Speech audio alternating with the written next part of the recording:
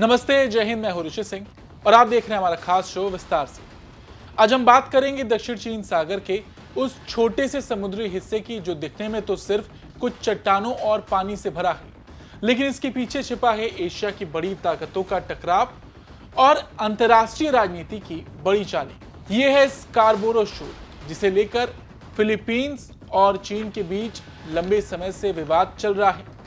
हाल ही में इसे लेकर फिर से तनाव बढ़ गया है और इस टकराव में अब अमेरिका और जापान जैसे देश भी कूद चुके हैं, जिससे इस पूरे क्षेत्र की भू राजनीति और सामरिक स्थिति और भी जटिल हो गई है। आज हम भी इस मुद्दे पर बात करेंगे और जानेंगे कि आखिर स्कार्बोरो शोल है क्या, फिलीपींस और चीन के बीच विवाद कैसे शुरू हुआ, हाल की घटनाएं और नया विवाद क्या है, और ये कैसे इंडो पैसिफिक में समीकरणों को बदल सकता है।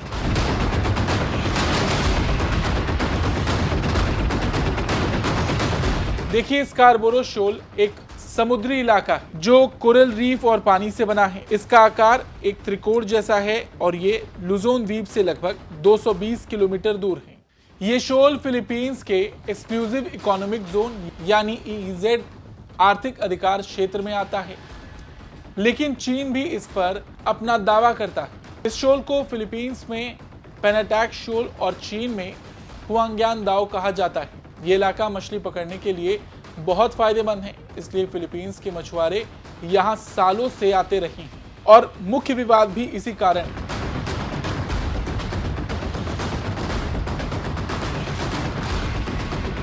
फिलीपींस और चीन के बीच ये विवाद शुरू होने के पीछे एक बड़ा कारण हमेशा से मछुआरे रहे। 2012 में यहाँ एक टकराव हुआ जिसे स्कार्बोरो शोल स्टैंड ऑफ कहा जाता है। फिलीपींस ने अपने जहाज भेजे थे, लेकिन चीन ने उन्हें रोका और धीरे धीरे अपनी कोस्ट गार्ड यानी कि तटरक्षक बल की मौजूदगी बढ़ा दी। इसके बाद से चीन ने शोल पर नियंत्रण बना लिया और फिलीपीन मछुआरों की आवाजाही पर रोक लगाई। 2013 में फिलीपींस ने अंतर्राष्ट्रीय अदालत PCA में मामला दायर किया और 2016 में अदालत ने कहा कि चीन का दावा गलत है और शोल फिलीपींस के आर्थिक जोन में आता है, लेकिन इस फैसले को चीन ने मानने से इनकार कर दिया। 2025 में चीन ने स्कार्बोरो शोल को एक नेचर रिजर्व प्राकृतिक संरक्षण क्षेत्र घोषित करने की योजना बनाई। इसका मतलब कि अब इस क्षेत्र में मछली पकड़ना और आना जाना और मुश्किल हो सकता है, जिससे फिलीपींस के मछुआरे बहुत परेशान हैं। फिलीपींस सरकार इस पर कड़ा विरोध दर्ज करा रही है और डिप्लोमेटिक प्रोटेस्ट भी किया गया। 11 अगस्त 2025 को फिलीपीन कोस्ट गार्ड ने अपने कुछ जहाज और मछुआरों के साथ शोल के पास एक अभियान चलाया। इस दौरान चीन की नौसेना और तटरक्षक जहाजों ने रास्ता रोकने की कोशिश भी की। BRP सुलवान ने बचने की कोशिश की, लेकिन चीन के 2 जहाजों ने उससे टक्कर मारी। इस झड़प में चीन के CCG 3104 का आगे का हिस्सा बुरी तरह टूट भी गया और खबर आई कि उसमें सवार 3 चीनी अधिकारी गायब हो गए, जिनमें से 2 की मौत की अटकलें भी हैं। हालांकि फिलीपींस जहाज ने मदद की पेशकश की थी, लेकिन चीन ने कोई जवाब नहीं दिया। इस घटना पर चीन ने फिलीपींस पर ही आरोप लगाया कि उनके जहाज गलत ढंग से घुसे और खतरनाक तरीके से चले। ये पहला मौका नहीं था जब इस तरह का कुछ हमें देखने को मिला। अक्सर इस क्षेत्र में दोनों देशों के जहाज आपस में उलझते पाए जाते हैं। अच्छा, इस पूरे विवाद को अमेरिका और जटिल बनाता है। अमेरिका इसलिए क्योंकि अमेरिका ने चीन की नेचर रिजर्व योजना पर भी टिप्पणी की थी।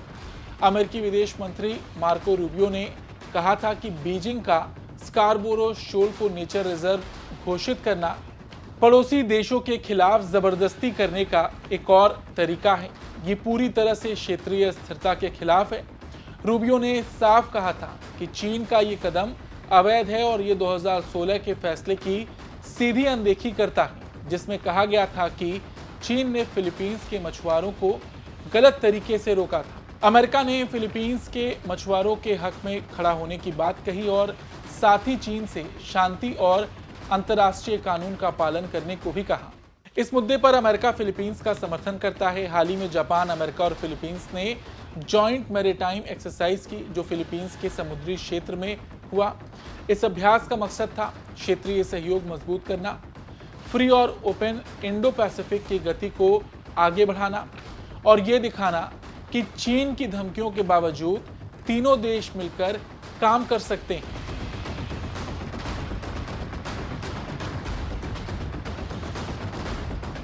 अब एक सवाल और है, अमेरिका की इसमें क्या रुचि है और इंडो पैसिफिक में अमेरिका का रोल क्या है?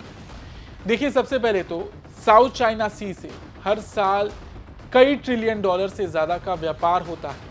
अगर चीन इस इलाके पर पूरा नियंत्रण पा लेता है तो समुद्री आवाजाही की आजादी इस क्षेत्र में खत्म हो सकती है। दूसरा, इंडो पैसिफिक में अमेरिका के कई रणनीतिक साझेदार जैसे जापान, ऑस्ट्रेलिया, भारत, दक्षिण कोरिया हैं।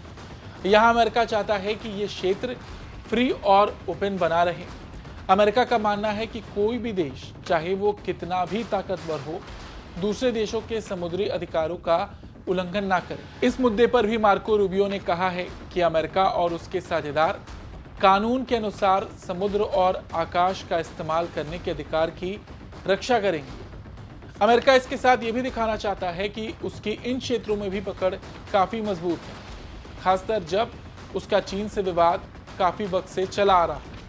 और कुल मिलाकर देखा जाए तो स्कारबोरो शोल का विवाद आज सिर्फ एक समुद्री इलाका या मछली पकड़ने का मामला नहीं रहा। इसमें कई देश घुस चुके हैं, बल्कि ये विवाद अब कई देशों के बीच का बन चुका है। फिलीपींस और चीन के बीच क्षेत्रीय टकराव तो पहले से था, अमेरिका और चीन के बीच रणनीतिक संघर्ष और पूरे इंडो पैसिफिक की स्थिरता और भविष्य से जुड़ा मुद्दा।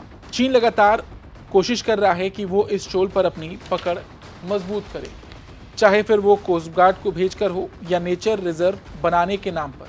वहीं फिलीपींस इसका विरोध कर रहा है और उसे अमेरिका और जापान का समर्थन मिल रहा है। मार्को रूबियो कह चुके हैं कि यह केवल समुद्र का टकराव नहीं, यहाँ उस नियम की रक्षा है जो दुनिया को सुरक्षित और स्वतंत्र बनाता है। इसी क्षेत्र में चीन से लड़ने के लिए ही फिलीपींस ने भारत से भी मदद ली है। भारत ने फिलीपींस को ब्रह्मोस दी है, जिसे उसने इसी क्षेत्र में तैनात किया है, क्योंकि चीन धीरे धीरे इस क्षेत्र में अपना प्रभाव बढ़ाने की कोशिश में जुटा है। ऐसे में देखना यह है कि ये टकराव कूटनीति से सुलझेगा या दक्षिण चीन सागर में तनाव और बढ़ेगा। इस पर आपका क्या कुछ कहना है, अपनी राय जरूर दें। धन्यवाद।